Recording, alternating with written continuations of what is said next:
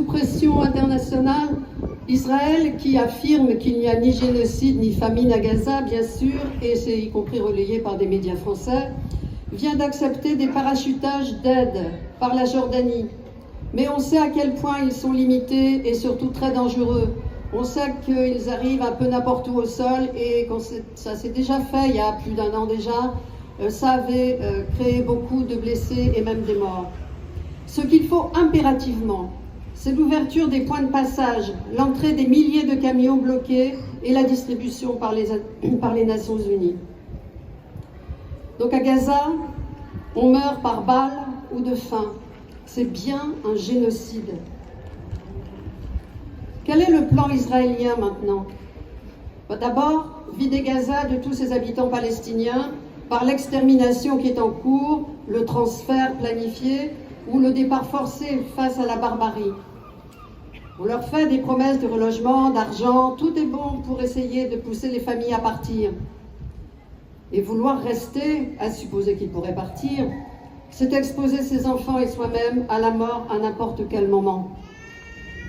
Même la plage et la mer sont maintenant interdites, sous peine de mort, alors que la chaleur est intense et que vivre entassé sous des tentes ou des bâches est absolument intenable.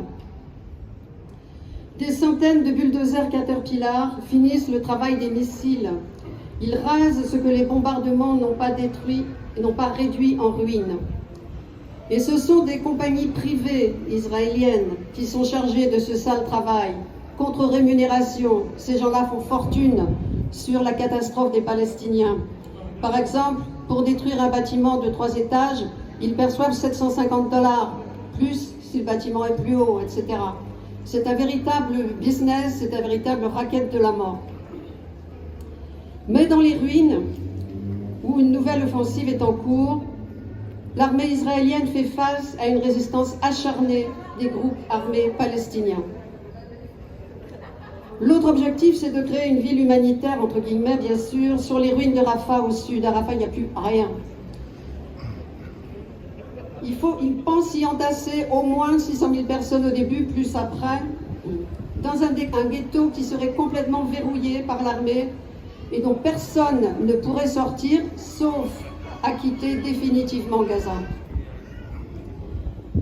De nombreux juifs antisionistes y voient une répétition encore plus tragique du ghetto de Varsovie.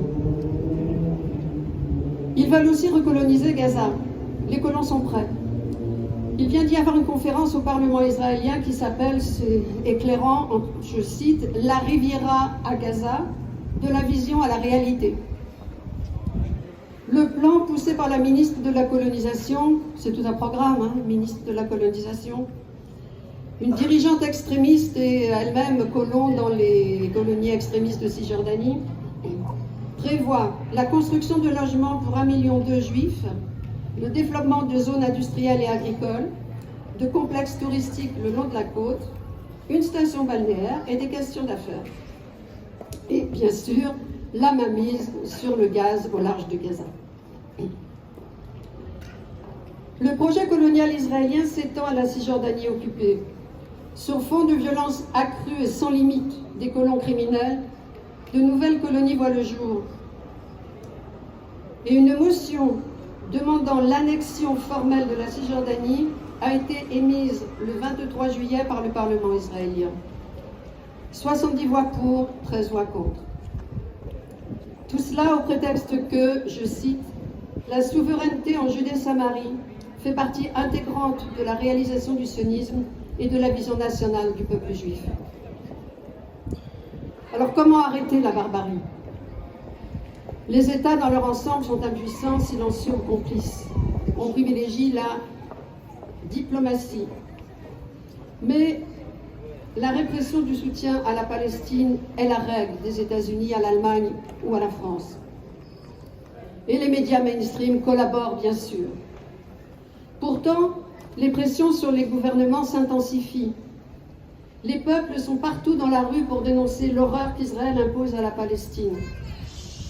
Y compris en Israël, les manifestations actuelles qui regroupent des centaines et des centaines de personnes sont très clairement en opposition à la politique génocidaire israélienne. Et ça, c'est un point qui nous remet un peu de baume au cœur.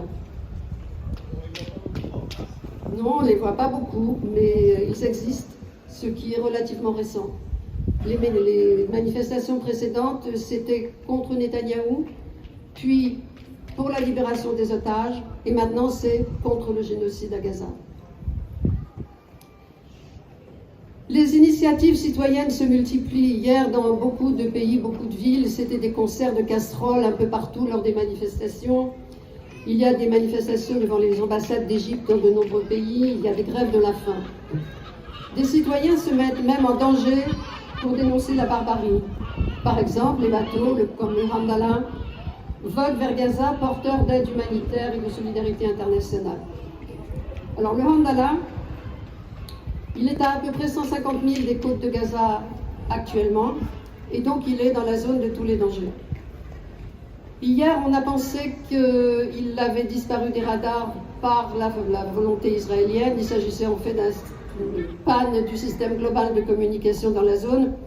Donc ils sont toujours à bord, tous, ils vont toujours bien. Moi, j'en ai eu quelques-uns ce matin. Mais ils s'attendent évidemment à l'abordage, au kidnapping, comme ça s'est passé précédemment d'un moment à l'autre. Donc il faudra éventuellement, éventuellement qu'on se retrouve lundi en fin d'après-midi pour dénoncer ce qui risque de se produire cet après-midi. Alors une autre nouveauté par rapport à ce que je disais tout à l'heure sur les parachutages, c'est la reconnaissance par la France de l'État de Palestine. Bon, c'est bien, symboliquement c'est bien.